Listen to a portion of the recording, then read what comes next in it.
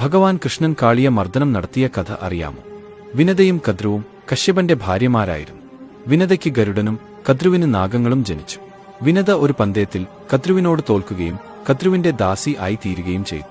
ഗരുഡൻ ദേവലോകത്ത് നിന്ന് അമൃത് കൊണ്ടുവന്ന് നാഗങ്ങൾക്ക് കൊടുത്ത് അമ്മയുടെ ദാസ്യമൊഴിച്ചു. എങ്കിലും അന്നു മുതൽ ഗരുഡനും നാഗങ്ങളും പരസ്പര വിരോധികൾ ആയിത്തീർന്നു. ഗരുഡൻ സൗകര്യം കിട്ടുമ്പോഴൊക്കെ നാഗങ്ങളെ കൊത്തി തിന്നുന്നവാൻ തുടങ്ങി. നാഗങ്ങൾക്ക് സ്വൈര്യം ഇല്ലാതായി.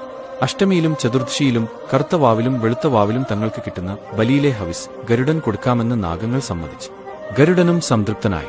പക്ഷേ കാളിയൻ മാത്രം ഈ ഉടമ്പടിക്ക് വഴങ്ങിയില്ല. മാത്രമല്ല, അവൻ ഗരുഡനെ കളിയാക്കുകയും അപഹസിക്കുകയും ചെയ്തു. ഗരുഡന്റെ ആക്രമണം കൊണ്ട് കാളിയനും കുടുംബാംഗങ്ങളും വളരെ കഷ്ടപ്പെട്ടു. അവർ അതിനുശേഷം ഗരുഡനെ ഭയപ്പെട്ട് കാളിന്തി നദിയുടെ ഒരു പ്രത്യേക സ്ഥാനത്ത് വന്നു താമസം തുടങ്ങി. സൗരഭി മുനിയുടെ ശാപം ഗരുഡൻ കാളിന്തി നദിയിൽ വന്നാൽ തലപൊട്ടിച്ചാകും എന്ന ശാപം ഉള്ളതുകൊണ്ട് കാളിന്തിയിൽ ഗരുഡൻ പ്രവേശിക്കാതെയായി. കാളിയന്റെ വിഷം ഏറ്റു പരിസരങ്ങളിലെ വൃക്ഷലതാദികൾ കരിഞ്ഞുണങ്ങി. ജലം വിഷസങ്കലിതമായി. ഒരിക്കൽ ശ്രീകൃഷ്ണനും കൂട്ടരും കാലി മേച്ച് കാളിന്തി തീരത്തു വന്നു.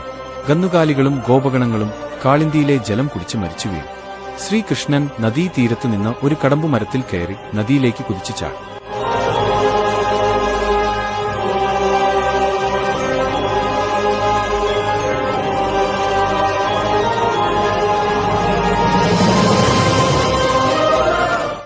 ക്രുദ്ധനായി പാഞ്ഞുവന്ന കാളിയന്റെ തലകളിൽ കയറി നിന്ന് ശ്രീകൃഷ്ണൻ നൃത്തം ചെയ്തു.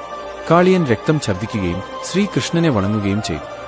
കാളിയന്റെ ഭാര്യമാരും കുട്ടികളും എല്ലാം വന്നു ശ്രീകൃഷ്ണനെ സ്തുതിച്ചു. ശ്രീകൃഷ്ണൻ അവരെ എല്ലാം രമണകദ്വീപിലേക്ക് പറഞ്ഞയച്ചു. ശ്രീകൃഷ്ണന്റെ പാദമുദ്ര ശിരസിൽ കണ്ടാൽ ഗരുഡൻ കാളിയനെ ഉപദ്രവിക്കില്ല എന്ന ഉറപ്പും കൊടുത്തു.